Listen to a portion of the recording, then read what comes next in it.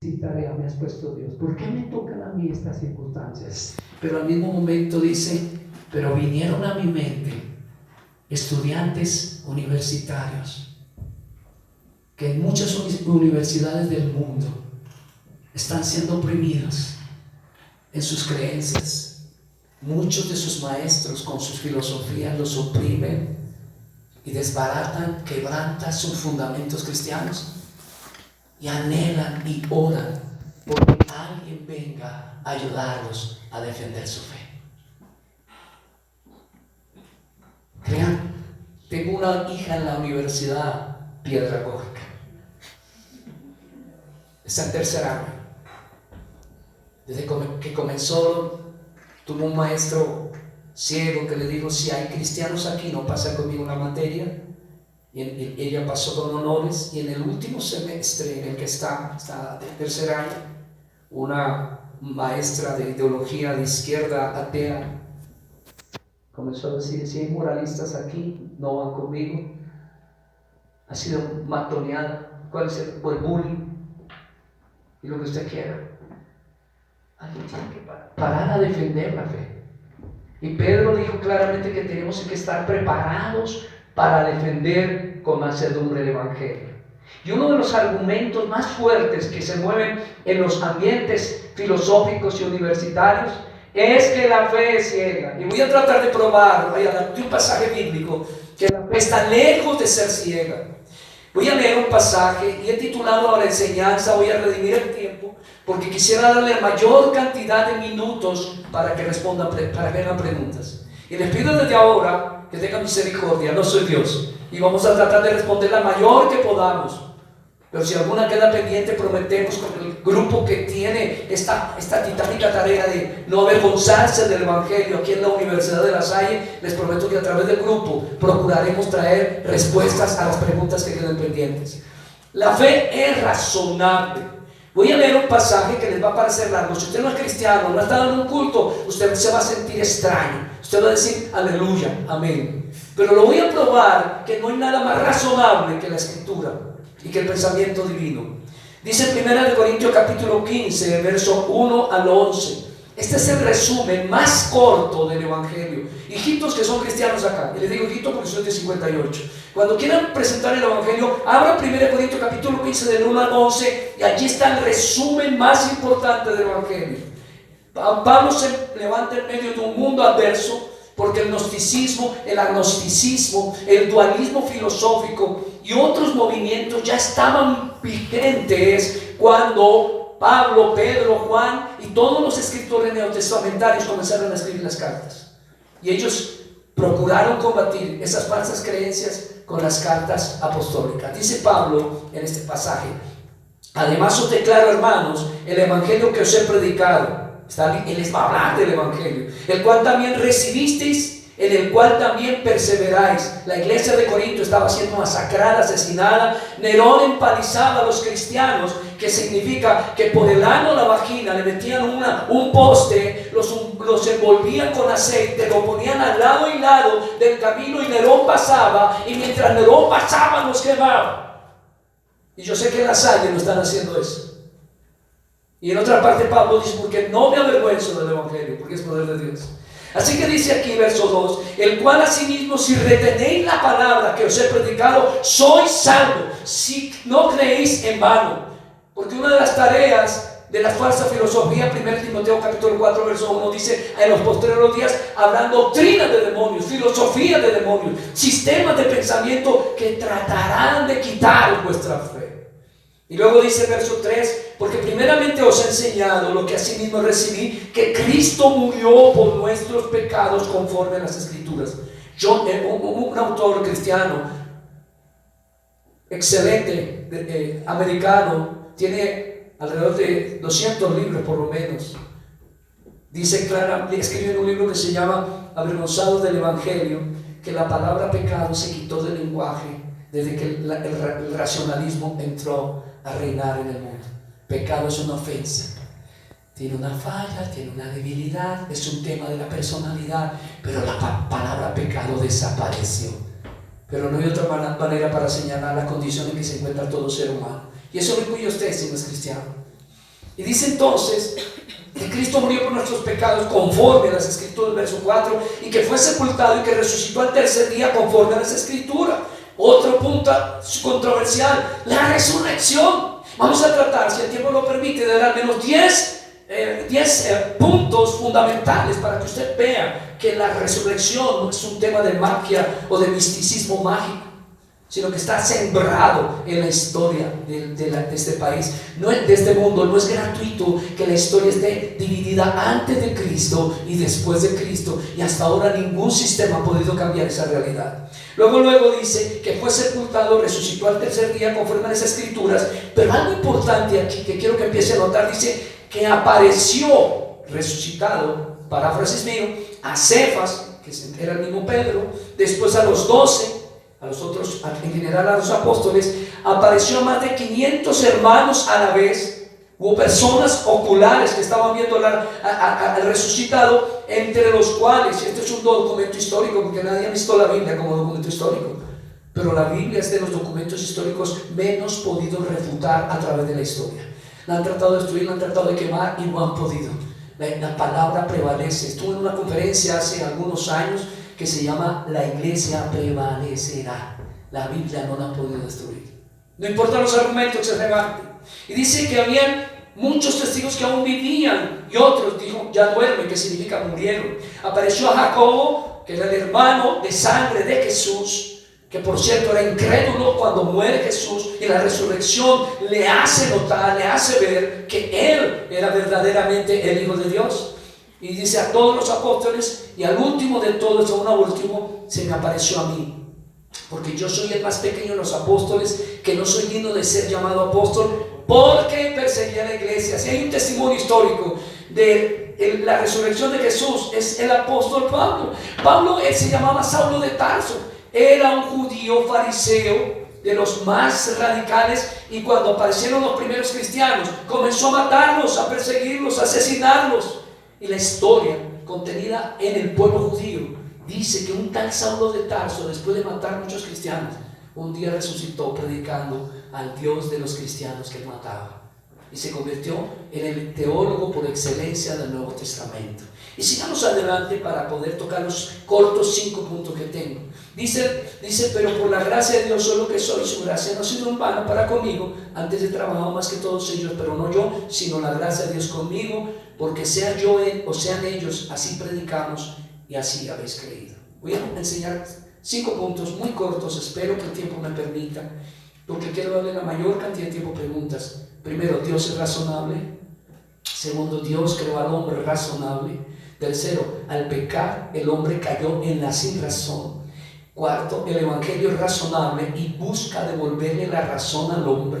Y quinto, la fe razonable. Los que les gusta tomar nota: Dios es razonable, creó al hombre razonable, al pecar el hombre cayó en la sin razón, el evangelio es razonable y busca devolverle la razón al hombre, la fe es razonable. Primero, Dios es razonable. Proverbios 4:20, ojalá lo puedan ver ahí.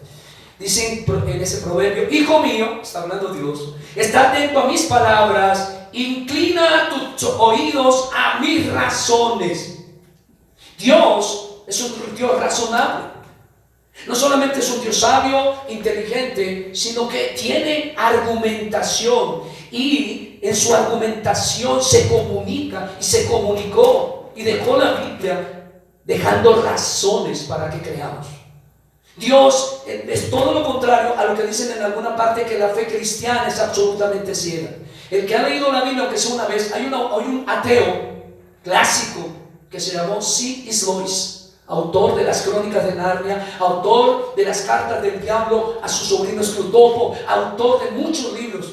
Y era un ateo así, acérrimo, y fue guiado por el ateo más grande de su época. Pero cuando se tomó el cuidado de leer la Biblia con el entendimiento, terminó siendo uno de los mejores autores cristianos de todos los tiempos.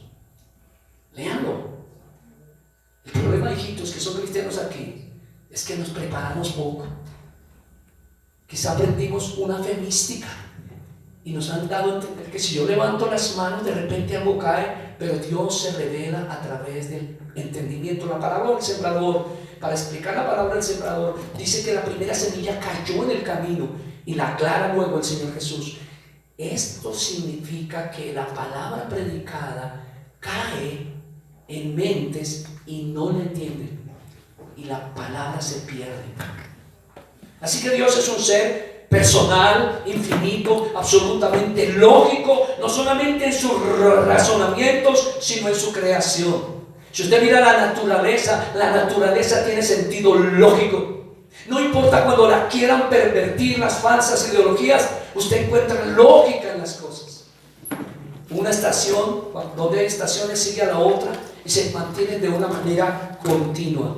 Además de eso, es santo, justo y misericordioso. El pensamiento racional es equilibrado. ¿Por qué? Por su santidad, su amor, su justicia.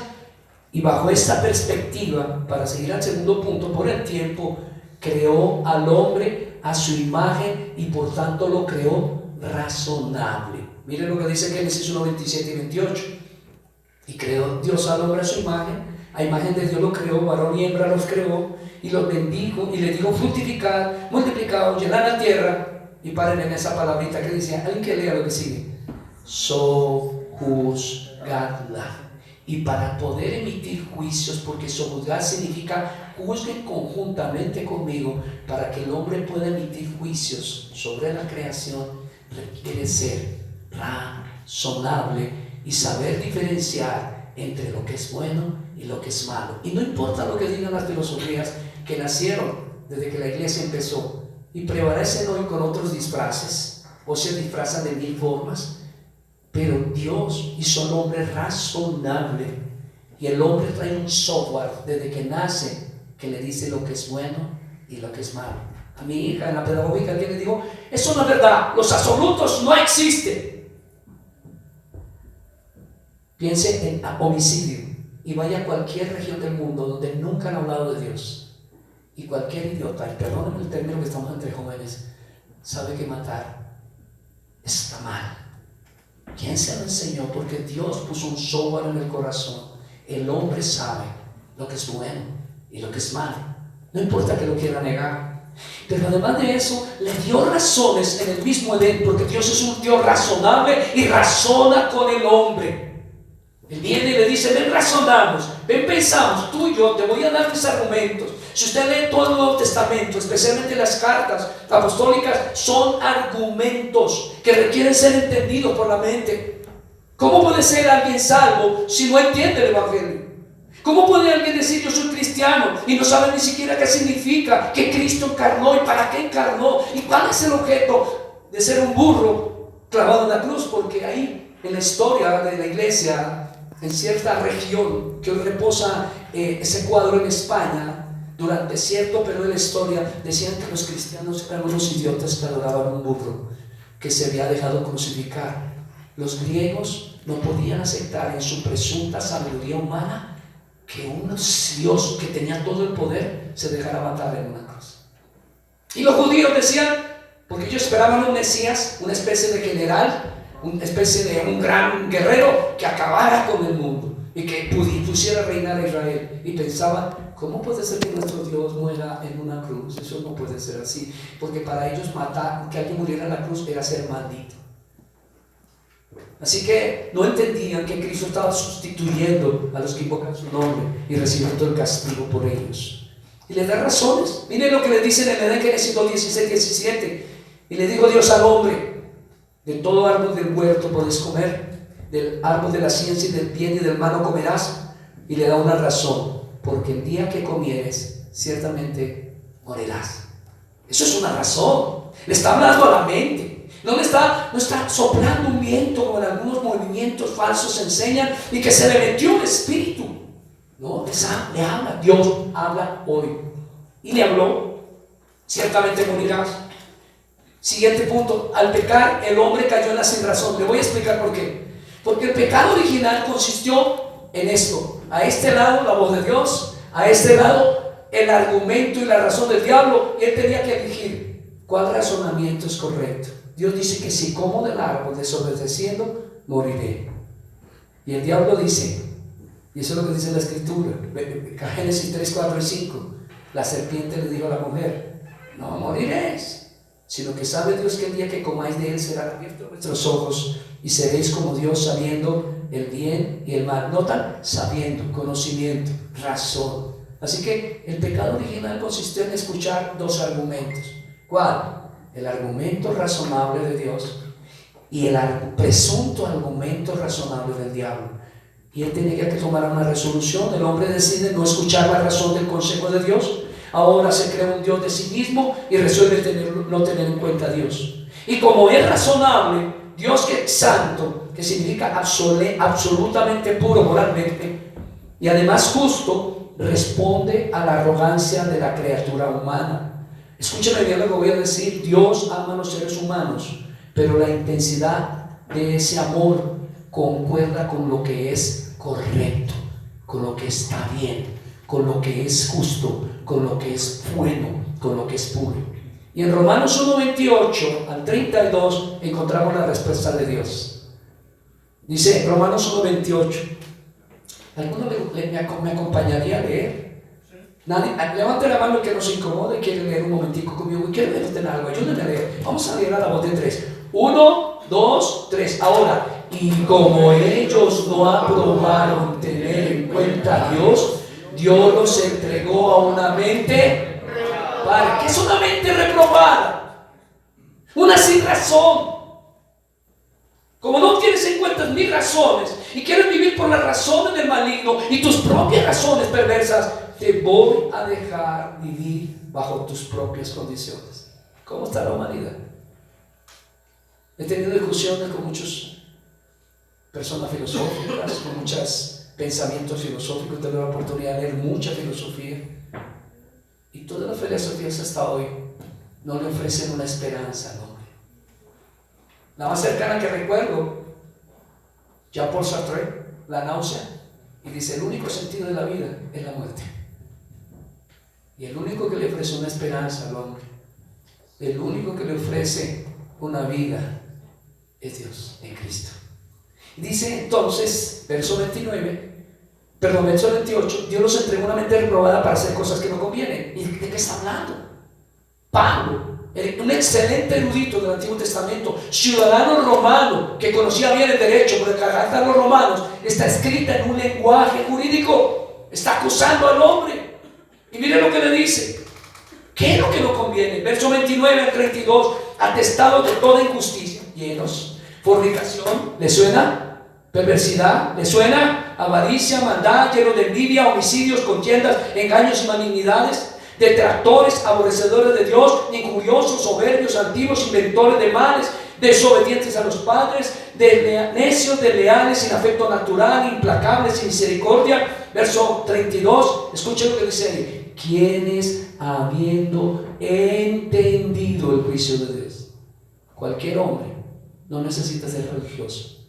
En su mente sabe que le va a tener que dar cuentas a Dios un día. Y dice: y quienes habiendo entendido el juicio de Dios, que los que practican tales cosas son dignos de muerte, no solo las hacen, sino que también se complacen con los que la practican. La caída en pecado llevó al hombre a un estado de depravación en su razón, a una alienación de Dios total. La palabra alienación significa un vacío. Su intelecto, sus afectos y su voluntad y su cuerpo estaban afectados, todo su ser. Mire cómo Judas en su carta describe el estado del hombre sin Dios. Judas 1:10. Pero estos, se refiere a los incrédulos, blasfeman de cuantas cosas conocen. Si ve que tienen razón, los impíos tienen razón, los que no creen tienen razón, ellos oyen razón. Otra cosa es que no las quieran aceptar. Prefieren decir que un niño no nace niño y una niña no nace niña, y no importa las evidencias fisiológicas, biológicas, históricas, no importan, porque están en la sinrazón y han aceptado la sinrazón. El estado de locura del mundo hoy es porque Dios los entregó a una mente sin razón. Y mire cómo termina Judas: y en las que por la naturaleza conocen, se corrompen como animales irracionales. Entonces, ¿por qué nos sorprende que hoy en día movimientos panteístas y movimientos animalistas, no que no amemos el medio ambiente, Amamos el medio ambiente. Los cristianos deberíamos cuidarlo más que los demás. Amamos los animales porque el proverbio dice que el justo aún protege, alimenta y guarda a sus bestias. Amamos los animales. No estoy hablando de eso. Estoy hablando del sistema de pensamiento que nos dice que Dios está en todas las cosas, que Él no es aparte de la creación, sino que Él está en todas las cosas, y que los animales son nuestros hermanos. No nos debe sorprender, porque la Biblia dice que una persona sin la razón de Dios termina sin razón y termina igualándose, no solamente en lo que cree, en compararse con el animal, sino que llega a comportarse como tal. Matanzas en los Estados Unidos, bombas en todas partes, homicidios, asesinatos, violaciones.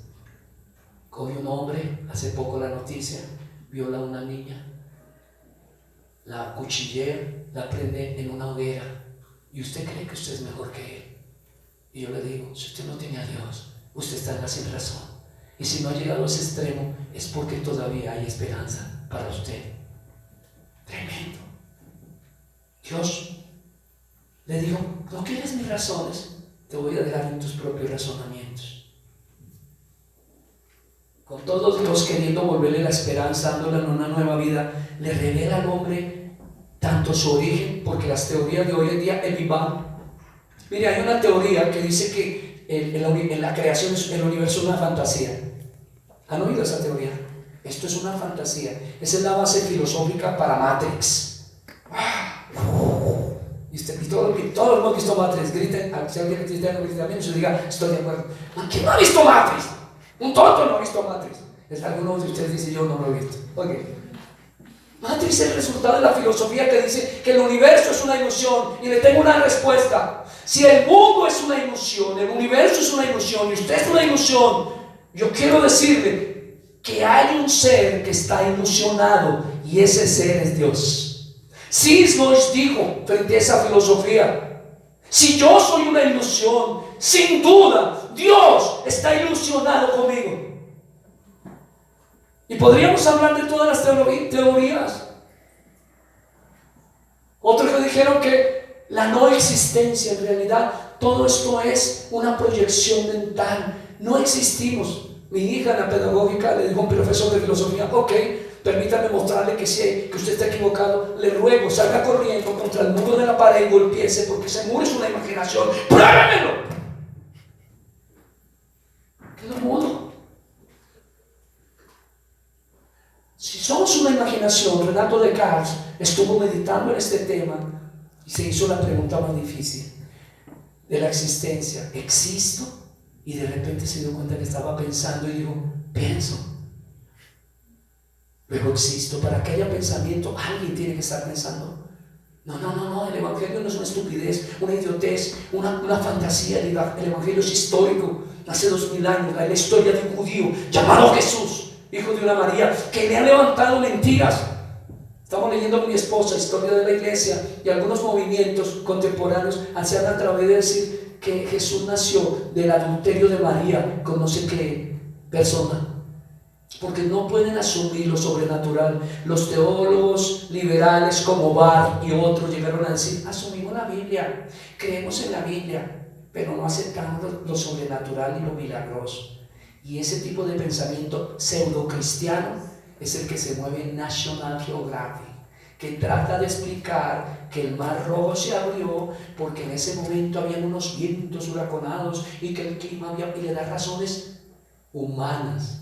No pueden aceptar los milagros, pero usted y yo, aunque usted esté aquí y no conozca a Cristo, usted sabe que toda su vida ha esperado un milagro porque su corazón está vacío de algo o de alguien, y no importa lo que crea y lo que haya practicado, usted sigue en la vacuidad del existencialismo contemporáneo que dejaron Jean-Paul Sartre y otros, Nietzsche.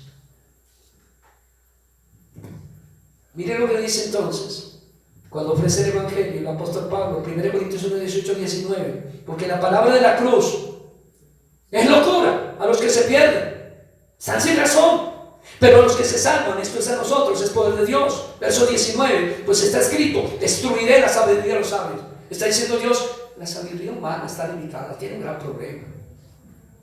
Santo Tomás de Aquino, el gran fraile católico, uno de los grandes teólogos del siglo XIII aproximadamente, aportó mucho a tratar de mostrar que la naturaleza provenía de lo sobrenatural. Porque en Hebreos 11 dice que los creyentes por la fe entendemos que lo que existe, tocamos y vemos, viene de lo sobrenatural que es Dios. Pero cometió un error el Señor aquí.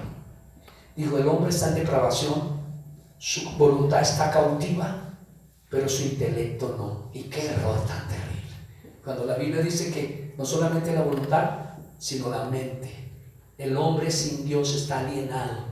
Alguien dijo, la religión es el opio del pueblo. Sí, si usted me habla de cualquier religión, pero si usted me habla del Evangelio, el único que puede liberar del opio de este mundo, del internet, la pornografía, la promiscuidad, el feminismo falso, que no dignifica a la mujer, porque la mujer compite con el hombre en cuanto quién adultera más, quién se emborracha más, quién aborta más. No me diga que eso es razonable. Yo soy proabortista, gritaría alguno aquí. Yo les digo, eso dice el Señor que es homicidio. Y cualquier tonto con un dedo de frente sabe que es un homicidio. Así que la sabiduría de Adán dependía del conocimiento de Dios y de su comunión con Él. Ahora está alienado de Dios, está alejado, divaga en sus pensamientos, no conoce el origen de la vida. La pregunta del millón, ¿de dónde venimos? Hay respuestas tan idiotas como que unos extraterrestres pasaron, tenían basura, abrieron la basura, la escotilla del baño, del platillo y botaron algo orgánico del cual salió usted y yo.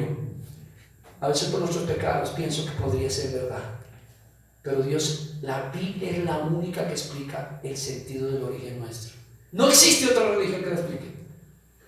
Ya es más fácil creer. ¿Para qué se necesita más fe?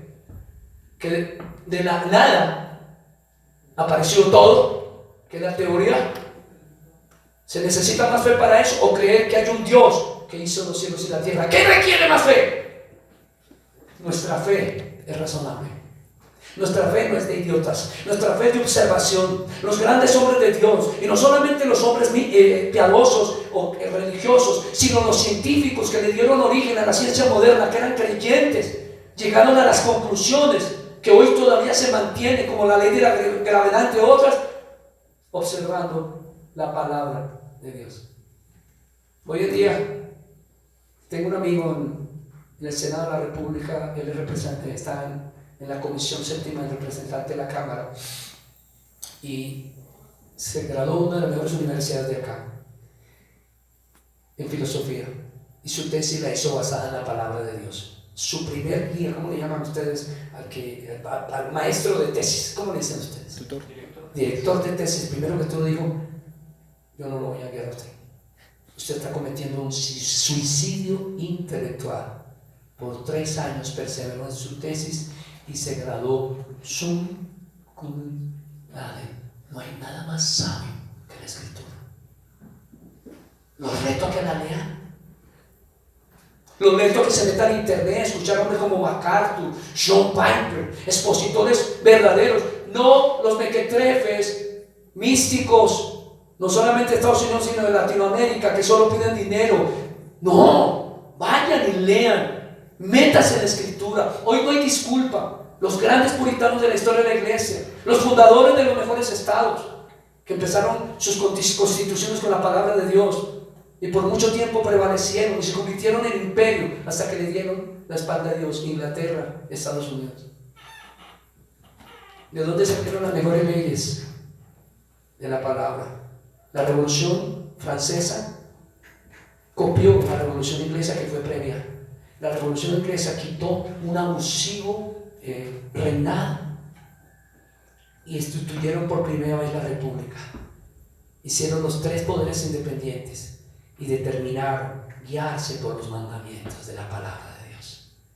Los franceses vieron que el cambio era dramático y dijeron, vamos a hacer lo mismo, pero con una condición: no queremos a Dios en nuestra revolución. Y quizá usted ignora, averigüen a su profesor de historia si aquí alguna de estas materias es dictada, y pregúntenle si no es cierto que toda Latinoamérica y toda países occidentales hoy en día son los hijos de la Revolución Francesa y han peleado desde entonces por borrar a Dios. El ateísmo no está asombrado tanto de la existencia de Dios como de la religiosidad humana. Dicen, ¿por qué el hombre es tan religioso? Termina adorando algo. Adora el dinero, adora a la mujer, adora el sexo. Quiere ir a templos el viernes por la noche, templos de baile, templos de alcohol. Porque adorar significa servir, adorar significa reconocer el señorío de otras personas o de otro ser. ¿Cuántos esclavos de la pornografía hay aquí sentados? ¿Cuántos esclavos del sexo? Yo no tengo Dios. Yo me mando solo. Y llega a la casa, papá, que si me da para el semestre, me mando solo. Perdóneme, hermanos, joven fui, dijo David, y yo también lo fui. Fui actor de teatro, fui parte del grupo La Candelaria de izquierda, fui fundador de la Federación Ancol, el sindicato de bancos más antiguo. Participé en algunas cosas del TPB, estudié arte dramático, hice algo de periodismo en IPAO. Y yo decía, la religión cristiana es una estupidez. Pero yo voy a decir, no encuentro un libro más razonable que este. Déjeme ir cerrando el Evangelio razonable. Tengo tiempito. Mire lo que dice acá. La realidad es que el hombre en su locura no quiere aceptar la verdad. Mire lo que dice Romanos 1:25. Por favor, miren lo que está en la Biblia. Ese libro que dice que se va.